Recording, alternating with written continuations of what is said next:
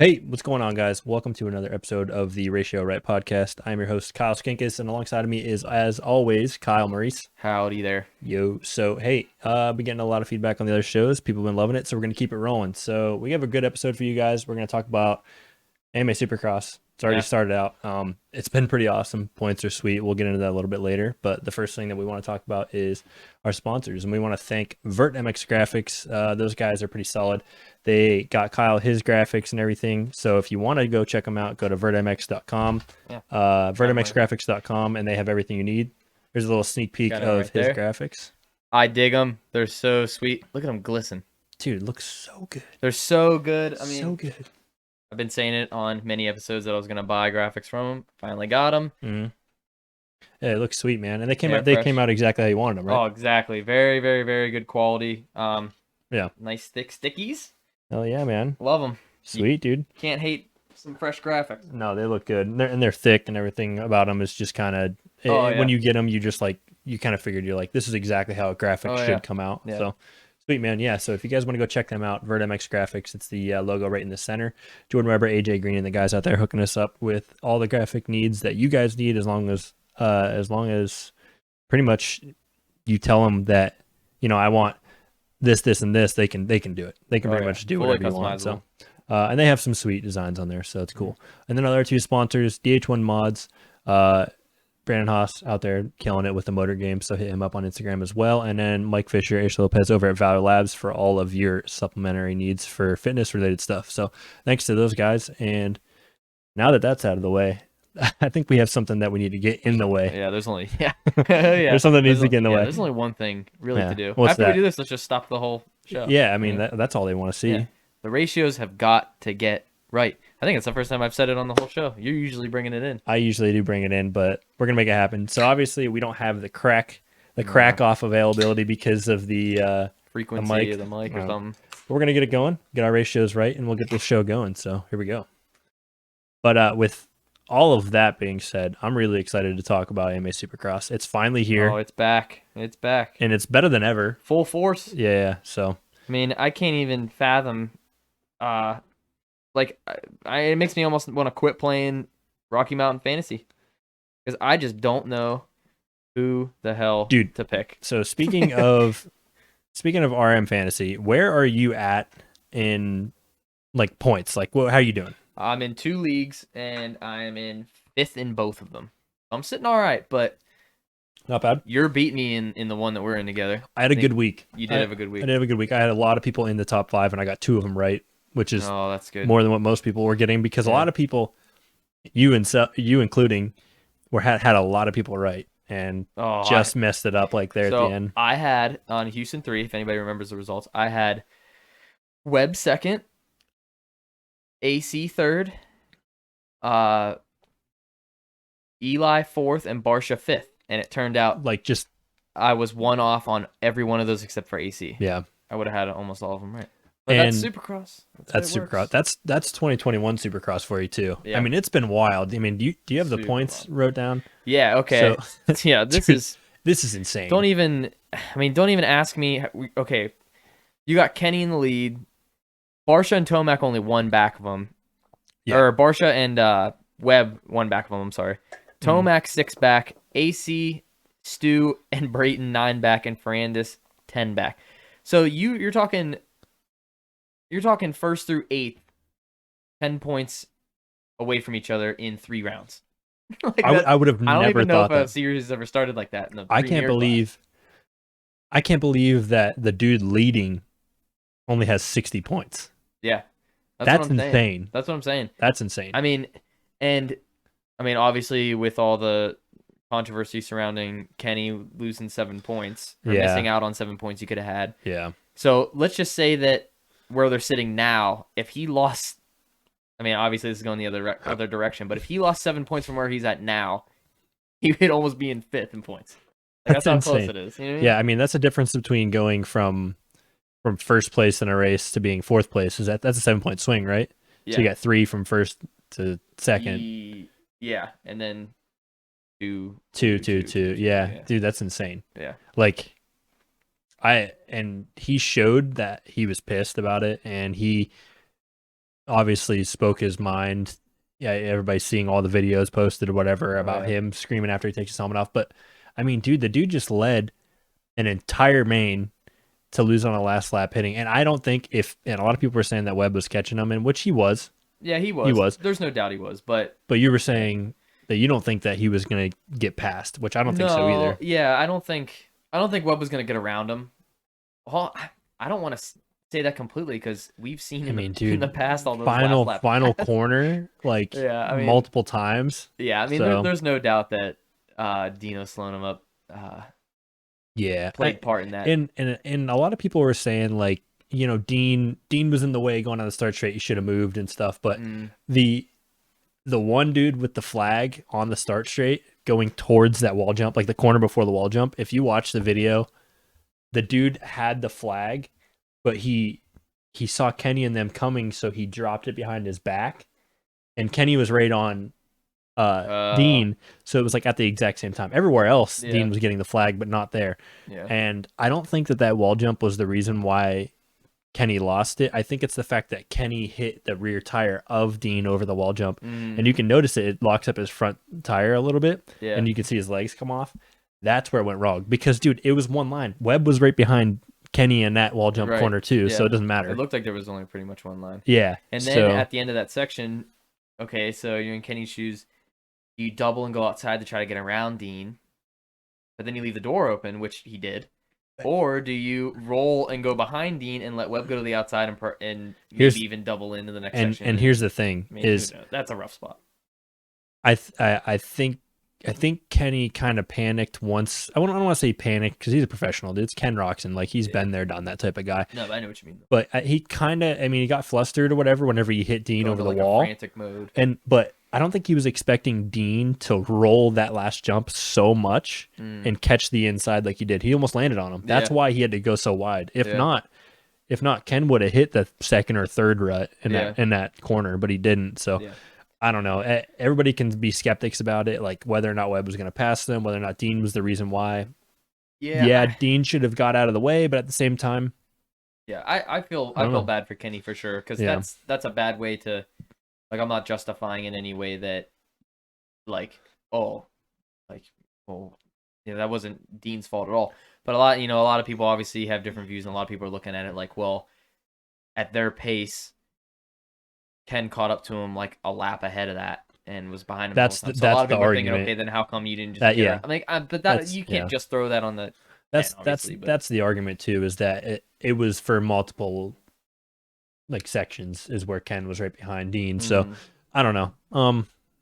Dino manned up. He apologized. That was like the quickest apology I've ever seen. Apologize like right when Ken's like sitting there. He's like, I'm sorry. Yeah. So Ken's like, fucking piece of shit, like, stuff like that. And I know you're pissed, but I mean, I don't know. It'd be different if Dean came back and was all like, Ken doesn't mean that. Like, in a way, dude. I mean, the guy just led an entire main event. In arguably the gnarliest 450 season we will ever see. For sure. You know what I'm saying? For sure. So yeah, I'm not saying that he's like fucking shit. Like, no, I understand. But it was the heat of the moment, man. You'd be pissed too. I think a lot of you guys would be mad too. So yeah. But I mean, that drama's crazy. And then going back to like what you were saying about losing points. Oh yeah, just so wild. Yeah, I mean that I think that's what put it over the top. If Dean did that, he probably would have been pissed. But knowing that he needed that win to get those points back, and especially the fact that it wasn't Tomac in second. It was like Cooper Webb, who wasn't right behind him in points. So I don't know. Yeah, and I was definitely wrong about Kenny. I mean, Kenny's coming out swinging. I mean, how do you not put him to win next week after all this? I know. In RM Fantasy, if you don't, and I'm not saying this, don't come at me in the comments if I'm wrong, but I'm putting Ken Roczen to win next week or the next race in Indy because he is going to be fucking pissed, dude. He is. He's going to be pissed. He is. So I don't know who to pick anymore, dude. Yeah. I picked Osborne for week 2 and week 3 because every week he has the speed, and in Houston too, he was starting to run down Tomac, and then Tomac picked up his pace to match it, so there was no gap. And you're like, okay, well, Zacho was definitely, and in week 1 too. Zacho came from way back to get like 8th in that field. Yeah, like a first turn credit. I mean, Zacho's on it too. Arguably, Can't. arguably, Zacho would have actually caught Tomac in that one moto. He went down before the whoops though. Yeah, I think there were like 3 laps left or something. And he said it. He's like, I'm a veteran past champion. I think he was telling Jason Wygant from Racer X. He was like, I'm a veteran past champion. I can't be making those mistakes. Yeah, absolutely. You know what I'm saying? He just went from second to like 8th. He blew up. Yeah, it was just terrible. But that's how close those guys are too. You make a mistake like that. Yeah, this is going to be the season that is going to come down to. I mean, obviously, as the season goes on, things change. Like usually around the halfway point, the true everyone's true colors start to shine through. But it so far just looks like this season is get the start, don't crash, and if you're somewhat on pace, you're looking at an easy top 5. Yeah, that's what it's looking at. Yeah, I agree, 100%.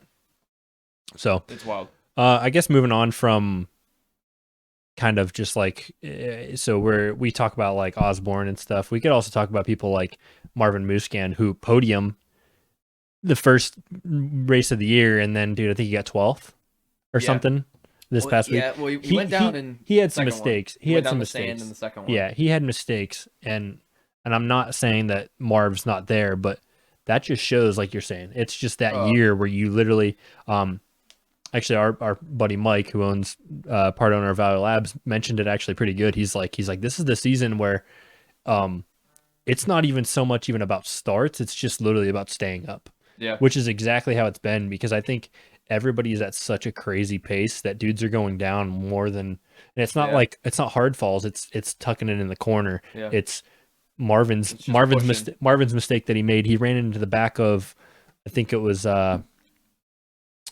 Tickle. Ran into the back of Tickle or something in the main and stalled his bike on the wall jump. So it's just like things like that are crazy. But yeah, it's crazy. And yeah, just like you were saying, combination of the start and not going down. I mean, that's like the recipe for a top 5 right now. Which is why I think Cooper Webb is such a good title contender, because he's a late charger too. His starts are sick. He's a late charger, and the dude never goes down. I mean, if he does, I mean, it's like it's very few and far between, and then or it's a Dragon's Back that doesn't have a top whoop, you know. So, but yeah, but I mean, just look at round or H2. I mean, that was, you had the guys that were in first, second, and fourth at one point all crash right in the sand at the same, like in the same spot. Yeah, the sand pretty much. Well, Sexton's led a little farther, but I mean, just look at those 3 guys. I mean, like you could be riding around in 6th, and all of a sudden, you're in podium. You're fighting for second place or something. Yeah, that's what like Mookie's been doing. I mean, Mookie he rode really good. Not taking anything away from him, he's riding great, but he's just there. He puts himself there, and he's been getting. I think he got like a fifth, and then I think the 3rd round he faded a little bit, but he looked really good racing against Tomac in that heat race. Like he caught back up to him and then like charged with him, and then Tomac kind of clicked it into gear. But he showed, he showed some heart in it for sure. I agree. So we're gonna go through. If you don't know, or if you haven't watched it, which I'm sure everybody that watches this does know exactly who got what though. So in a 250 class from Houston 1 through 3, the first round Christian Craig came out on fire and just from whole shot to finish just led the entire race and won, which is sick. And then Forkner got 2nd and Colt Nichols in 3rd, which was a sick. I mean, it was a sick ride for all those guys, and unfortunate for Forkner after he got hurt. But Houston 2, Lawrence actually came out firing and did the same thing as Craig did the week before. Whole shot, won. I think he had to pass one dude, but it was just like real quick. His was a real lonely win. Yeah, so that was a perfect ride. I would say that was really good. Yeah. And then you got Colt Nichols, who moved up from 3rd to 2nd this time, and then Craig dropped back to 3rd. Yeah. And then Colt Nichols came through with the win at Houston 3. Yeah, it's looking like so far with those guys that, like Craig is. He's fast. He's going to be more the consistent guy. He's going to be the guy who's always there. Yeah, he's going to be the consistent guy because Nichols the past 2 weeks has been able to run him down late in the race. So fitness and speed is definitely there for him. And I mean, you can't count Lawrence out at all. No, but, Lawrence has got a lot of speed. He's just he's still kind of feels like a rookie to me. Yeah, he's you know what I mean? It's just because of how young he is. Yeah, and then the championship opened up way far with Faulkner and Hampshire out. Yeah. So, and then if you don't know, Faulkner in that practice crash, it was not even a timed like it wasn't timed qualifying. It was just open practice. Free practice. So. It was actually the same jump that Hampshire got hurt on, or same section at least. Cased that jump, trying to catch the inside over the bars and broke his collarbone. Yep. A lot of people online are saying it didn't look like a hard hit, but if you ride dirt bikes, dude, you know it doesn't take much. Oh yeah, it's everything on TV looks like. Oh, dude, wow, that thing looks small. That was probably that triple turned into a double single going inside line for all of them. Everybody. Oh yeah, everybody was doing that. So, but. So yeah, that was pretty good. And then so Craig got second, Lawrence got third at H3. One thing I wanted to note, this I'm gonna look at my 450 notes here as well. So at Houston 3, Webb won, Roczen second, and then AC third. If I'm looking at the 250s and the 450s, and I'm looking at who lapped up to who and how many laps they did, and like the gap between riders and stuff, in Houston 3, in both the 250s and the 450s, they lapped the most amount of riders. So in 250s, they lapped. Yeah, in 250s, they Nichols and Craig, and I think Lawrence probably did too. Probably Nichols and Craig for sure lapped all the way up to. They lapped 7th place. And then for the 450s, they lapped 12th place, which every other one is like 14th, 16th, 16th place. So the leaders were more.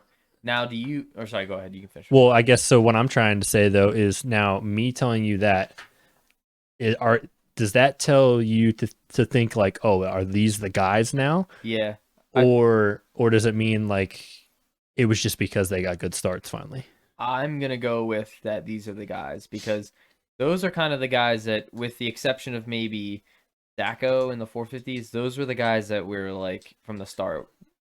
Everybody was putting them in their RM fantasy. Yeah. Round one, that's what I'm putting in there. And yeah, I think like I said earlier, like halfway through the season, people are gonna start.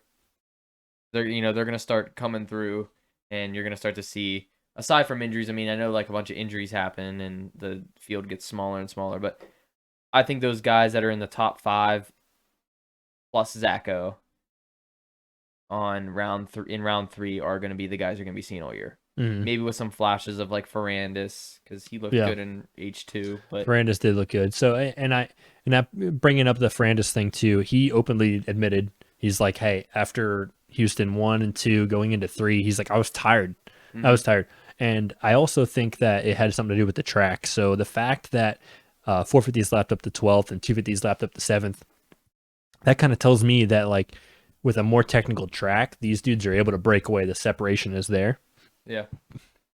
Does Ferrandis have it on a technical track on a 450 right now? Yeah, I mean he's definitely going to excel more on a technical track. Even I feel like no matter what even state, even I think after no matter now, what state so, he's in, yeah. I think he's going to excel more on a technical track. But I mean, I don't know. You might see a different Dylan Ferrandis on a 450. We haven't really seen enough of him. Yet, so and I don't want to say this in like a bad way though, but nobody on the Yamaha has actually came out and kind of lit it up in a while. No, you know what I mean. So it's like maybe that bike on the, I don't know. Justin Barsha mentioned it. He's like that 450 just wasn't there. We were like sticking with like the older stuff that we had. Yeah. So I don't know if it's maybe a little bit of mixture of that too. I don't think it could be that, but I mean, at the top level that these guys are, it could be. I think we haven't seen different bikes suit different people. Like so, the Barsha thing could be like, okay, Barsha's fast on the Yamaha. Yeah. And he goes to gas, and this could be what's clicking for him because clearly something's clicking because he's riding like a maniac right now. Yeah. I mean, I think we're gonna see a lot of Ferrandis on that Yamaha. Let him get his feet wet. Like maybe he's thinking, maybe I don't want to just ride over my head, get hurt. That's my first season on a 450. Maybe I'm just gonna chill out, get some top 10s, some top 5s, whatever, and then pick it up as it goes on and start to get in a groove. I mean, yeah. And they've been hanging on the AP this whole time, which I love that guy, but I mean, unless something happens this year, you gotta. I mean, and the thing that's crazy about talking about Aaron Plessinger too is that he just dropped a 7th. Yeah. Like it's like so weird. It's just so weird. Yeah, season's crazy. I don't know. I agree with you though, and I hope. I see Dylan Ferrandis coming out and like coming around like Daytona time. Mm-hmm. I think Ferrandis is gonna be gonna be something special. You're gonna see different version of guys come 3/4 point of the season, I think. So speaking of different versions of guys though, so we know a few dudes who made every single main so far this time, and we just happen to have talked to two of them on Ratio Right. Yeah. So we plan on getting Carno in here too. Yeah. But so they're busy right now. We'll get to them another time. But so if you guys remember in earlier episodes, we talked to Jeremy Hand and Grant Harlan. Well, they're both running this. I think it's the East Coast right now, right? Technically. Yeah. Technically East Coast Supercross and 250s right now, and they've made every single main with Grant getting 14th in Houston 1, getting 16th Houston 2, and 18th in Houston 3. Trending downward, but actually upward because he was in the top 10 but went down. Yeah, I saw him in 8th, running 8th for a while.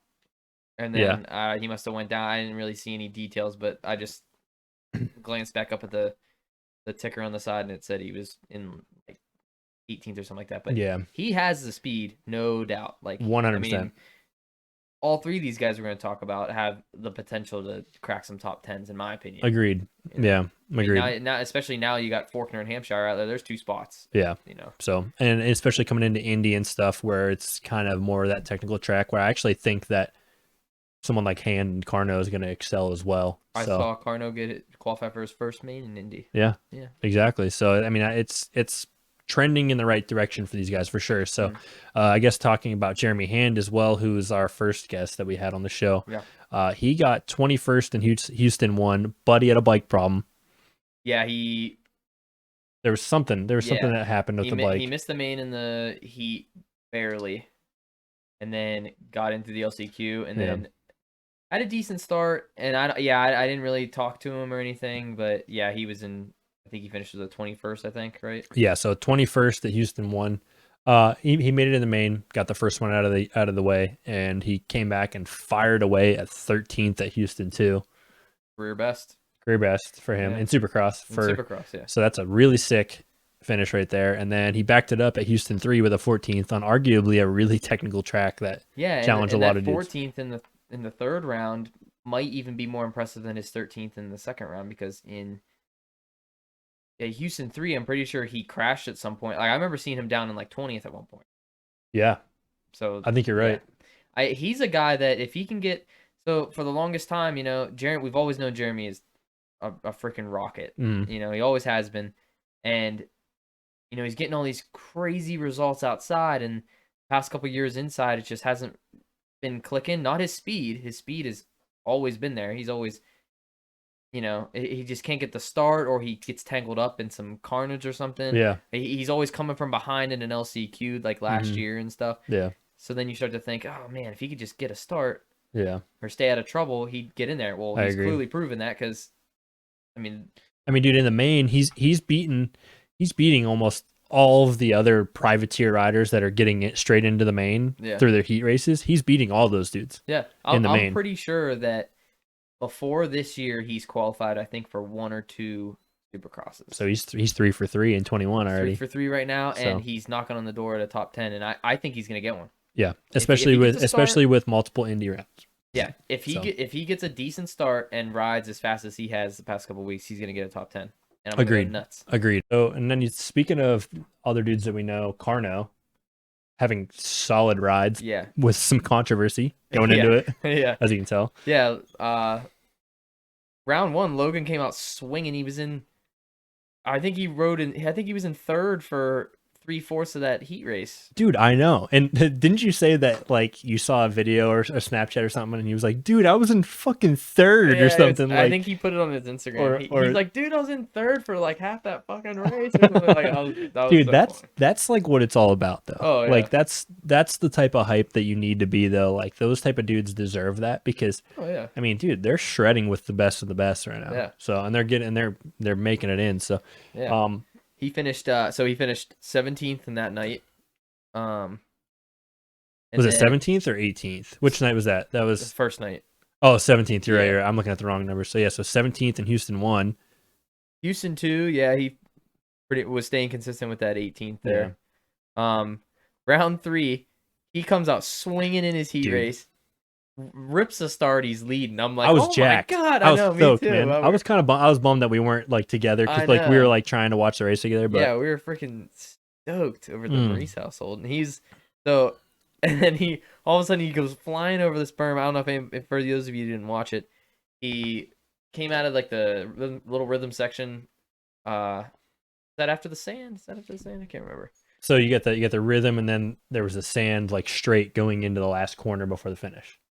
So it was like sand, and then the straightaway, and then you do the 180, hit the finish, and he went over the 180 before the finish. Was it that berm? Okay. Yeah, because I think in that sand they put rollers, like they put like a little rollers here and there. So yeah, he got a little whiskey and went over the berm, and I was like, oh no, man, I feel so bad. And then he comes out, gets through the LCQ, gets the job done, and then comes out with a 12th.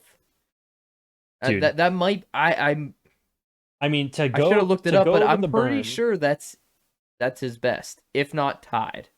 It's got to be up there. Yeah, I'm pretty sure. So hell of a outcome for that. To go from whiskeying over the berm, almost hitting Aaron Plessinger and Jason Anderson, as you saw the video, I'm sure. Yeah. There's like a video of them like freaking out there, sort of thing.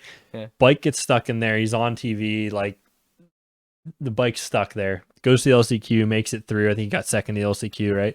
I think so. Second in the LCQ, and then rips a 12th. Like that's so sick. So crazy, because his gate pick definitely wasn't that great. Yeah. So and he's the type of person where like we were saying, we could just see all those guys getting top 10. So, I don't know. I'm looking forward to seeing what he can do along with the other guys, and I mean, like I was saying earlier, they're 3 for 3, all the 3 people that we know or have had on the show and stuff too. So, and those guys are all super nice guys. Yeah, for sure. Those of you out there who don't really, aren't so like, I don't really care about, like I don't really know him, whatever, and I'm just here to watch like the big guys. Definitely try to root for those guys because.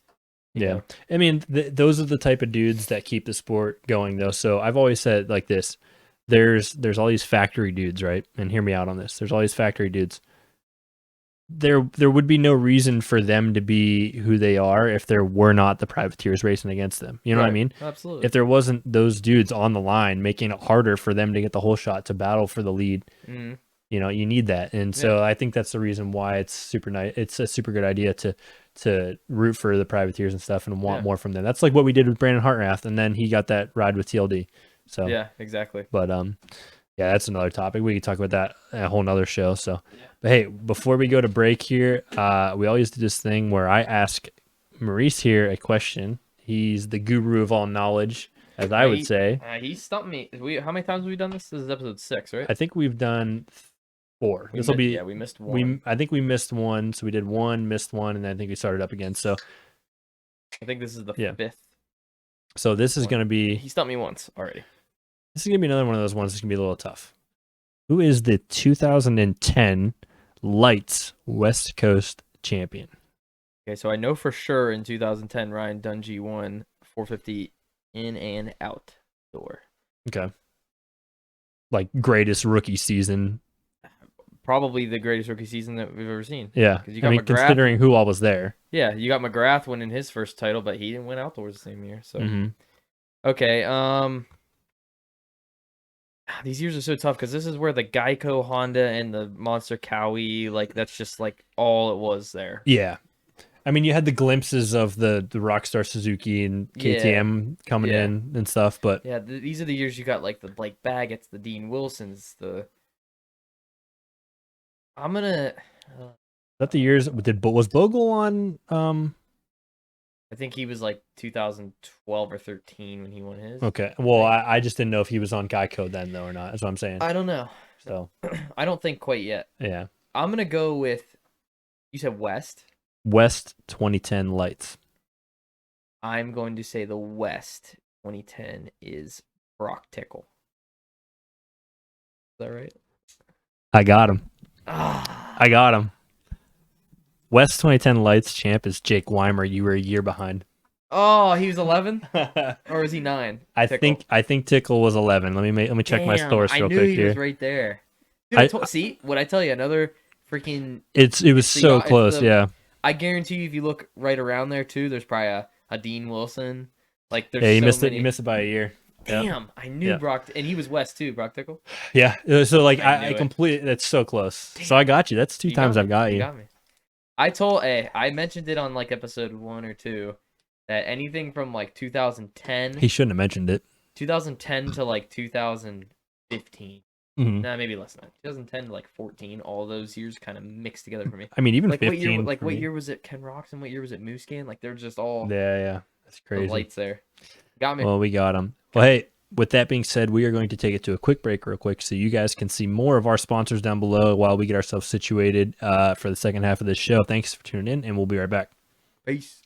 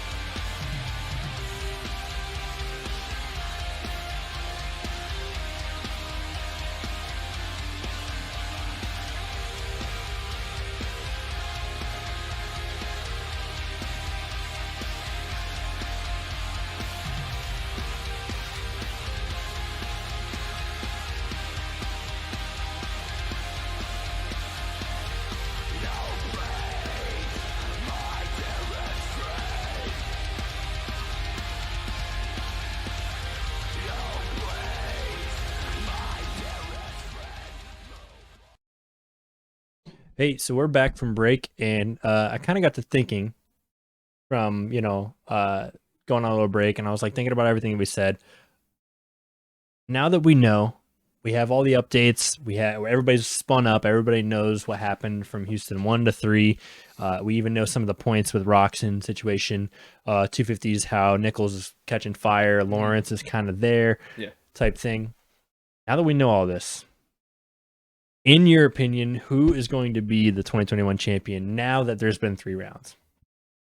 And I just have to pick somebody. You literally have to pick somebody, and I want you to defend it with like a minute-long speech of like why. Oh man, do you know yours? Welcome back to school. Yeah. Welcome back to school. Why don't you go ahead and I'll think Do I know mine? Cooper Webb is winning the 450 Supercross championship. You said that before the season even started. Said that weeks before the Supercross season started. You did say that. The dude is a champion out of everybody in the class right now. He is the one dude who I understand that like Roczen wants the championship. Yeah. I think Roczen just wants to prove that he's a guy. Like everybody always writes him off, you know what I'm saying? Like even though, and I kind of did. And yeah, I mean, well, I was more like, okay, that time off from like all outdoors, that is either gonna hurt him or sometimes that just resets you. Yeah, which it looks like it's reset. Yeah. So I was pretty much wrong. So I'm making my stand right now. Cooper Webb is going to be the 2021 champion. He is going to consistently be there. If he does not get injured, I promise you this, he will be fighting for that championship title and will grasp it either a round or 2 before the end or at the last round. He will be the champion. Cooper Webb. That is a really good. I like that. That's really good because you called that from the start, and I think that Webb is the guy out of all those guys that like is a total fighter. Like I'd put he has the fire, man. I put him up against anybody when it comes to that. He's a late charger. I mean, you could say so is Tomac, but sometimes Tomac, I mean, people have different views, but sometimes I feel like you see Tomac crash and he's just kind of like, all right, I'm just getting up. Oh, he did that for his 3 other championships that he didn't win. Like the rounds that Tomac will lose a championship by like 10 points, and it's on a race that he got 18th where he crashes and he's just like riding around. Where he should have got 10th. Yeah, he should have at least. Yeah. Obviously easier said than done, but I don't know. That's just what I look at. I mean, the perfect example that I can think of, I don't know what round it was though, but Tomac tries to wheelie over this is 2 years ago, not last year, but the year before. 2 years ago, tries to wheelie over a bump or like a starter whoop, I guess, in a section, tucks the front end, goes down, and it pops his buckle off on his pants where it comes loose. Yeah. Any other rider in the class is going to say, fuck my pants, who cares? Let's go race. Yeah.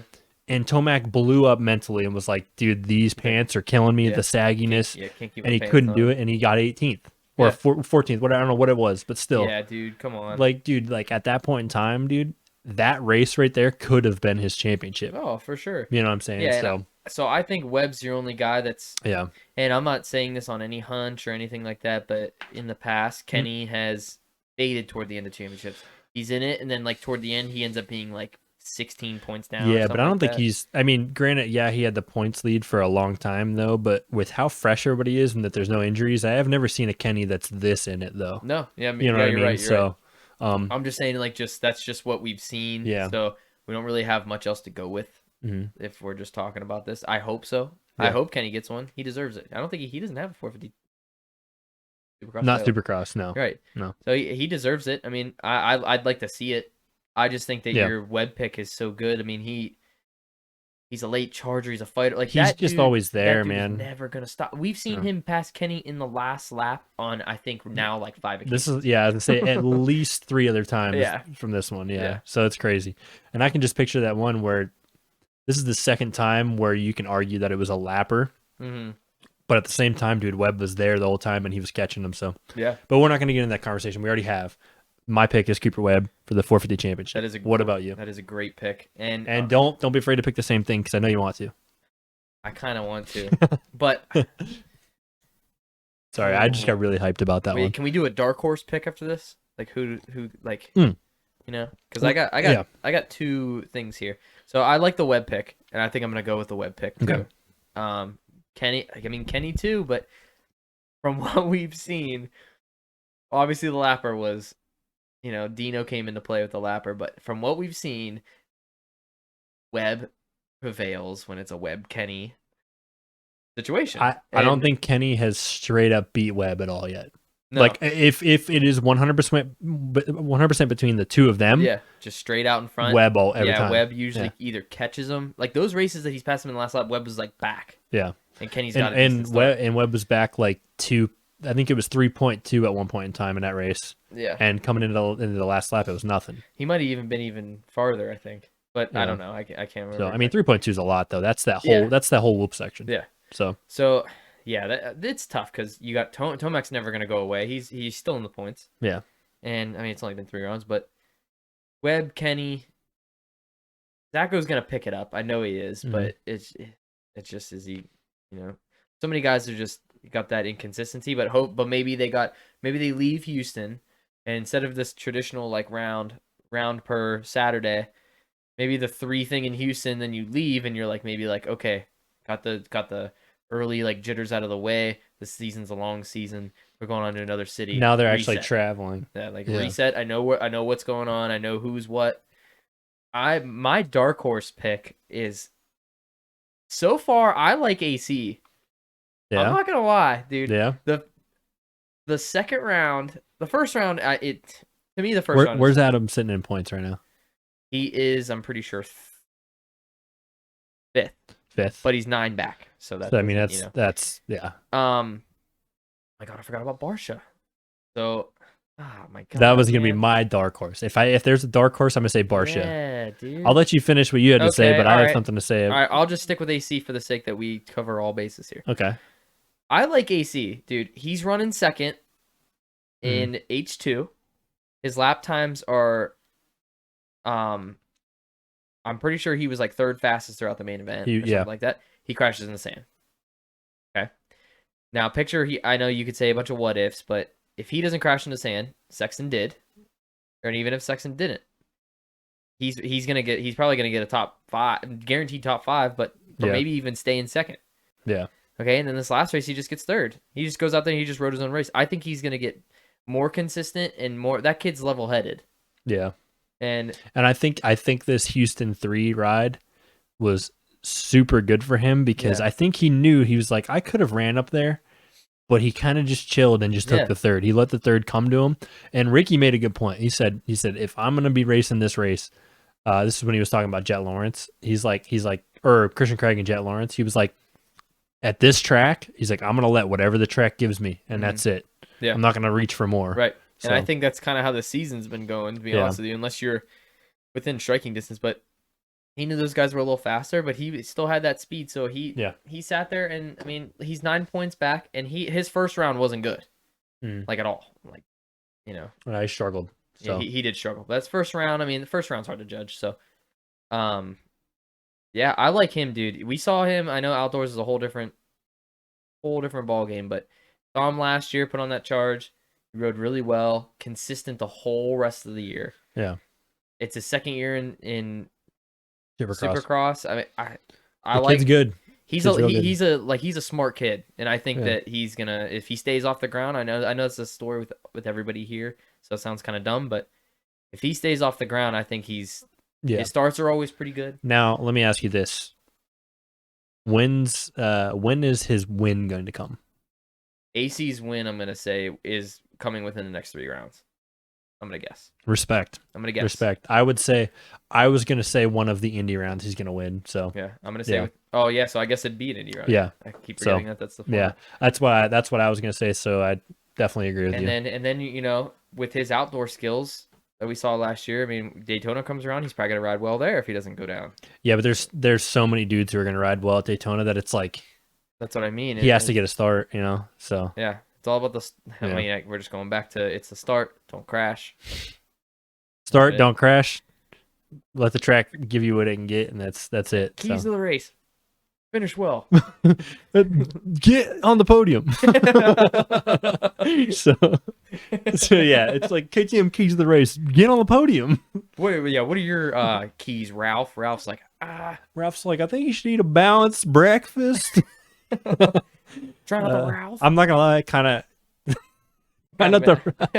of miss Ralph, dude. I do too. Yeah, and this new guy, what's his name again? I can't remember, but he's good. He's good, but I don't know. I feel like there's tension between him and Ricky. Where Ralph, it was just like they just kind of just did their thing. Yeah, you know what I mean. So you do not tension in a bad way. I mean it like, as in like. I think that guy expects more out of Ricky, and Ricky's not good at announcing. No. So I miss Emick the most, I think. Yeah, Emick was good. Was good. But anyways, and then a dark horse pick for me, guys. Dude, the Barcia pick. Dude, Justin Barcia was the fastest dude on the track. That not the entire main, but the first half of that main, passing dudes left and right. Carmichael said it multiple times on air. Barcia was the fastest dude by like 0.3 of a second, if not more, 0.6 of a second at some points in time. Yeah, goes down in the sand, and everybody knows what happens whenever you get into that zone. Excuse me, you get into that zone, and then boom, you go down, and then you have to pick your bike up. What happens to you mentally? Throws you out of rhythm, and you're not there. So, but mark my words, and he went down and stayed in front of Tomac though, which is impressive. Yeah. So, pretty happy about that. But yeah, he wins the first round, fastest guy there. He crashes and gets a 4th in the 3rd round. Mm-hmm. Fastest guy there. Round 2, you guys have to freaking race in first gear. Dude gets a 9th. Gets a 9th. What? So in first gear, dude. I'm telling you, want to change my one of my picks there. I'm telling you, if Barcia's shifter didn't break, and he doesn't go down in the sand, Barcia's points leader by 5 points. Easy. Oh, yeah. Easy. Yeah. Easy. So it's it blows my mind that he was able to get 9th place with a broken shifter, and it happened early too. So yeah, if Barcia can make it to like the halfway point of the series at the point he's at, I'm a 100% believer. Yeah. I still believe it now, like, because usually it's like round 1 and not for him. I want to see. But now it's been so much that we've seen that, like, I got some hope, but I got to see him to at least halfway.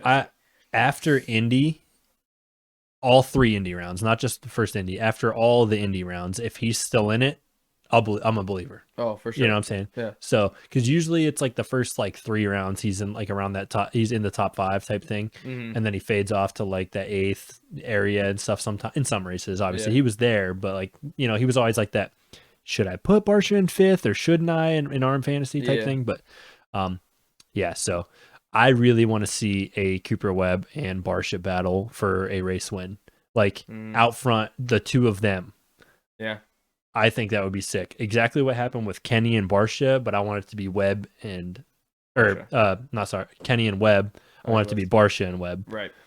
Dude, that would be sweet. He's flying, man. Mm-hmm. And he looks sick I on the almost gas. somehow forgot about him. Maybe because since he switched on to the gas, I kind of keep like forgetting that he's like there. Yeah. But should never be forgettable because he's fucking lighting it up right now. Yeah, he's Bam Bam Barsha, man. Yes. So that's what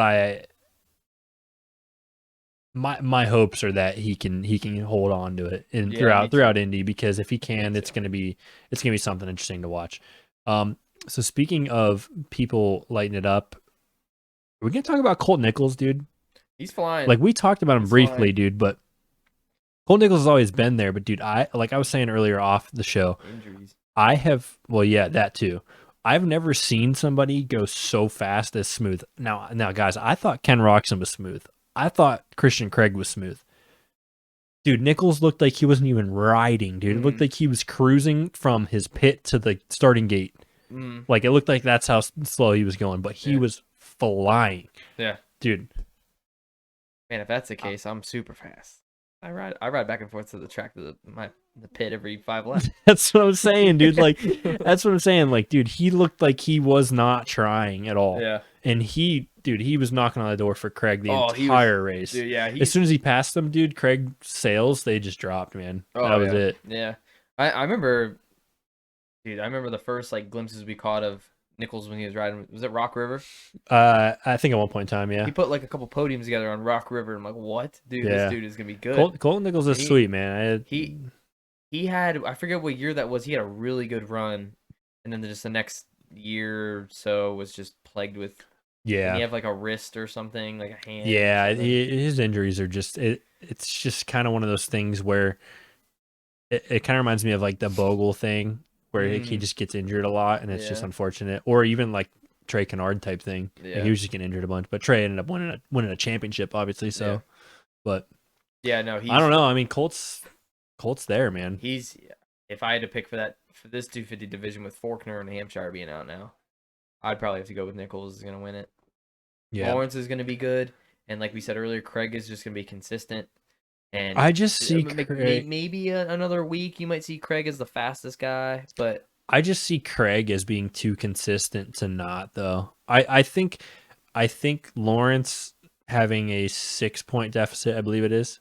Yes. Lawrence having a 6-point deficit, it's going to make him kind of not really be in like that panic mode, but he's going to really want to get that race win where he can't settle for second. Where right now, Nichols and Craig are tied for the lead. They could either one of them could settle for a second or a third, and it wouldn't hurt too bad. They'd be a race out of it, you know. Yeah, that title is going to tighten. Yeah, so I mean, it already is.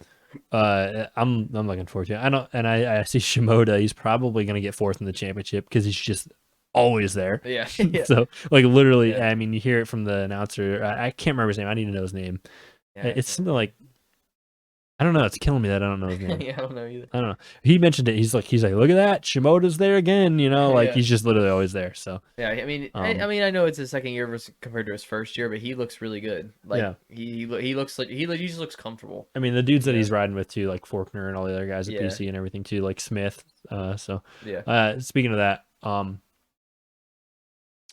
that, Mathis on Pulp said that he thinks that Alex Martin's going to win the championship on Rock River Manlook Merge Racing Yamaha Supercross. That's what I'm saying. Like, he says he's going to get done in Supercross, dude. If you're going to say, I hate to be like this, but if you're going to say a Martin is winning a Supercross title, you got to kind of think again.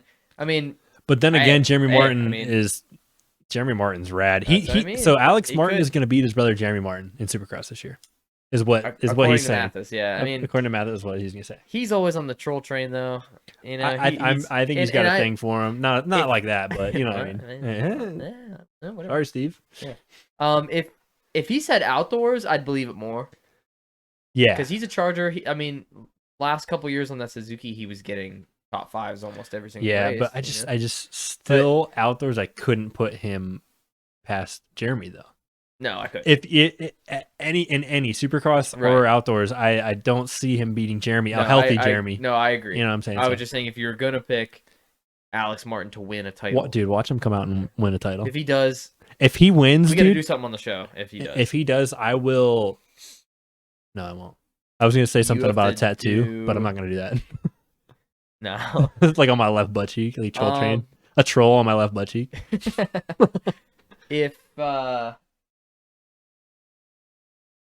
Okay, if he... What are we going to do? I don't know. If he wins the championship, we have to do a whole show with helmets on. Like, so we have to struggle to drink our beers through our helmets the whole time. And... Goggles too, or no? No, just the helmet. Okay. And then... Pull a tear off for anything I think is bullshit. That's bullshit. All right, there we go. And then... we both have to wear helmets and we have to be shirtless for a show. If he wins a title, I'll do that. Okay. I will do that. All right. I hope he doesn't.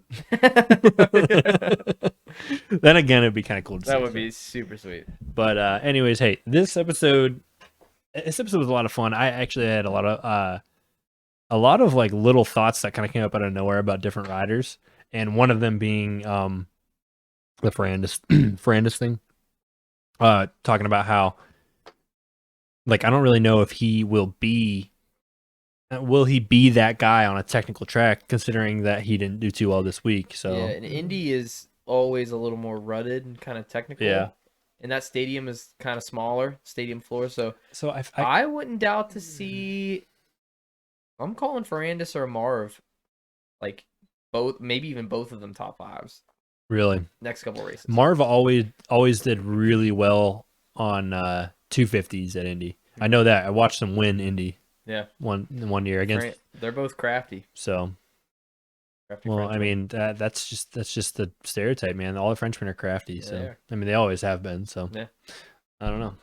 Anyways, guys, so hey, let us know down in the comments below what your thoughts are on all of these riders that we talked about today, and let us know what you guys thought of the first 3 rounds there at Houston of the 2021 AMA Supercross Championship. Yeah, let us know what you think about Osborne, because he is screwing my fantasy up. Dude. Coming into Indy, though, I'm probably going to put him in top 5. I keep doing that, and I know the first week I don't, he's going to get in there. Mm-hmm. Yeah, I know. Just like Alex Martin's going to win a championship, too. Yeah, that's right. So... But anyways, guys, look forward to us being shirtless with helmets on later on in race share, right? So other than that, thank you guys for tuning in. Thank you to Vert MX, DH1 Mods, and Valor Labs. And make sure you guys get your race share right, because ours is. Have a good one, guys, and stay safe. Take it easy. Peace.